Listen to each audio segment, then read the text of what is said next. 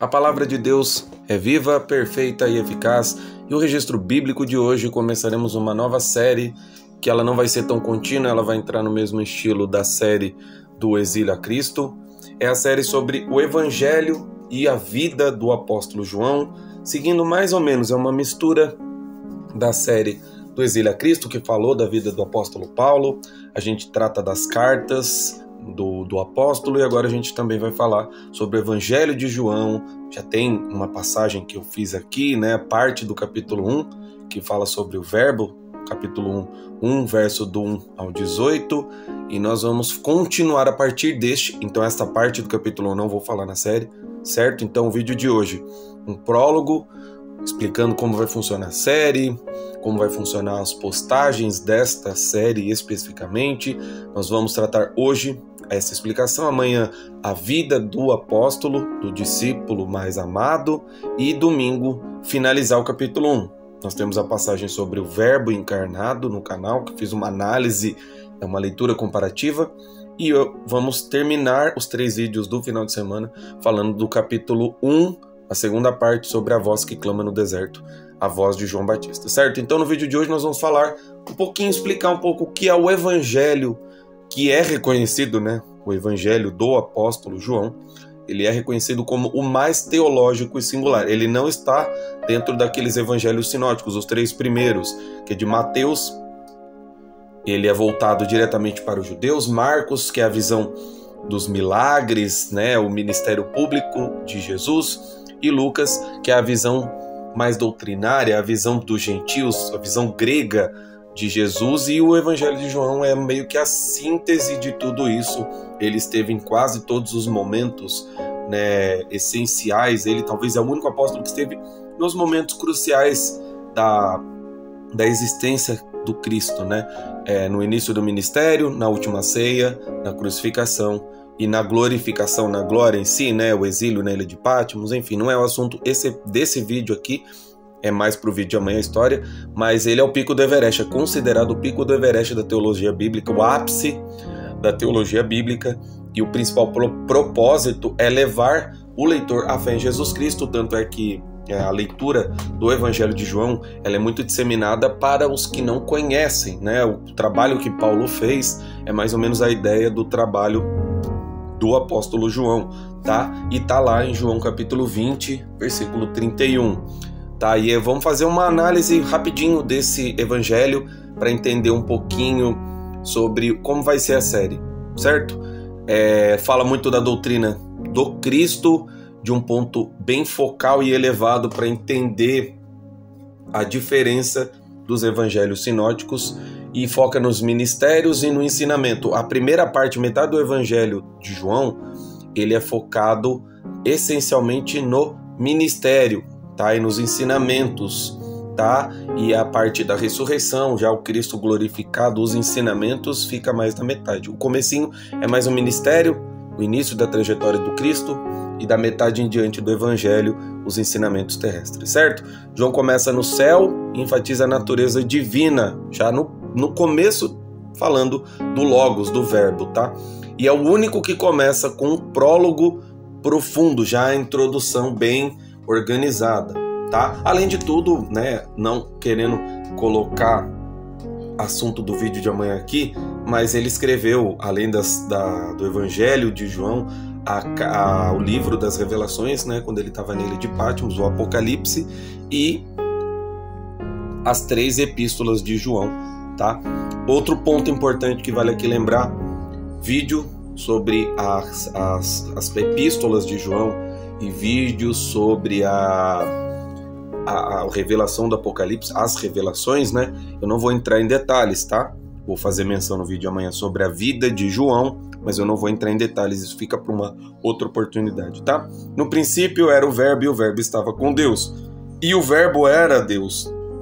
João 1, não vou entrar em detalhes, tem vídeo sobre isso. Então toda a parte do capítulo 1, essa primeira parte da encarnação, agente da criação, tem explicação, vídeo no canal, pra gente não se alongar, tá? As 7 declarações do Eu Sou, que faz referência a Êxodo capítulo 3, verso 14, do eu sou quem eu sou o que eu sou, né? A forma hebraica do Jeová, ou YH, o tetragrama YHWH, eu sou o pão da vida, capítulo 6 de João, versículo 35, eu sou a luz do mundo, João 8, 12, João 9, 5, eu sou a porta, João 10, 7, eu sou o bom pastor, capítulo 10 de João, versículos 11 e 14, eu sou a ressurreição e a vida, 11, 25, eu sou o caminho, a verdade e a vida, 14, 6, eu sou a videira verdadeira, João capítulo 15, verso 1. Todas essas frases revelam a autoproclamação crística de Deus, ou seja, a proclamação messiânica de Jesus, fato e fonte essencial de todas as necessidades humanas, o sustento, o guia, o acesso à segurança e à salvação. Tema principal da salvação, no caso, o tema principal falando de salvação dentro do Evangelho de João, fé e vida eterna. Essa salvação em João é resumida na relação direta entre o crer, ou seja, a crença, a fé e a vida, tá? A vida eterna, perdão. Fé como decisão e relacionamento, pisteuo, não sou outra coisa. Vamos fazer análise, leitura comparativa, porém não sou fluente em grego e nem em hebraico, tá? Trago aqui as palavras para a gente ver o quão próximo está as traduções do original. Nenhuma está 100%, tanto grego quanto hebraico são famílias linguísticas completamente diferentes, então tentaremos ao máximo nos aproximar e vou usar Bíblia Strong, tá? Tem o print aí que eu vou colocar na edição, e a Bíblia On Sagrada, tá? O site tá aí também, foi daí que eu tirei os embasamentos para estudos, leituras comparativas nos vídeos mais recentes, tá? Então, pisteuo, o verbo grego para crer, é usado cerca de 98 vezes, mais que em todos os outros evangelhos juntos. Para João, a fé é mais do que concordância intelectual, e sim um relacionamento de confiança pessoal entre Jesus e a pessoa em si, tá? João capítulo 3, verso 16. Isso tudo resulta em uma transformação absoluta e radical, tá? E a vida eterna com qualidade presente, essa vida eterna, que traduzido para o grego, é zoe aionios, e é apresentada não como algo a ser recebido no futuro, né, escatologia em si, como galardão de vida, mas é a qualidade de vida que se inicia no presente momento em que você acredita. Então você já tem uma mudança na aceitação, não é algo posterior. Os galardões no futuro, sim, na vida eterna, na Jerusalém celestial, mas aqui ele está dizendo que você já aceitando, você já consegue analisar a sua mudança, tá? E quem ouve a minha palavra e crê naquele que me enviou tem a vida eterna e não entra em juízo, mas passou da morte para a vida. João capítulo 5, verso 24. Os sinais, tá? Falando de milagres, e a glória, doxa, a doxologia, ou seja, a ideia da glória.